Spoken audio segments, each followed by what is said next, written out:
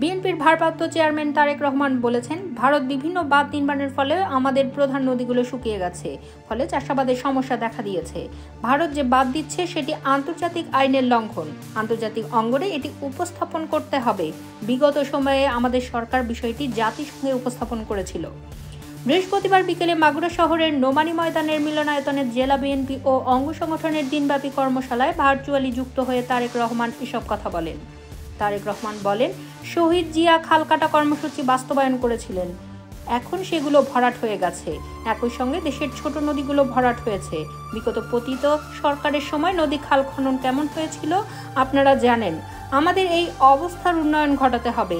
আবার খাল কেটে বাড়তি পানির ব্যবস্থা করতে হবে, যা শুকনো মৌসুমে কাজে লাগবে। এ সময় কর্মশালায় বক্তব্য দেন বিএনপির চেয়ারপারসনের উপদেষ্টা ইসমাইল জবিউল্লাহ, বিএনপির প্রশিক্ষণ বিষয়ক সম্পাদক ABM মোশাররফ হোসেন, খুলনা বিভাগীয় ভারপ্রাপ্ত সাংগঠনিক সম্পাদক অনিন্দ ইসলাম অমিত, সহকারী প্রশিক্ষণ বিষয়ক সম্পাদক রেহানা আক্তার, কৃষক দলের যুগ্ম সম্পাদক মাহমুদা হাবিবা, ছাত্র দলের সাবেক সভাপতি ফজলুর রহমান, সাবেক সাধারণ সম্পাদক ইকবাল হোসেন, বিএনপির ভাইস চেয়ারম্যান নিতাই রায় চৌধুরী, জেলা বিএনপির আহ্বায়ক আলী আহমদ, সদস্য সচিব মনোয়ার হোসেন খান।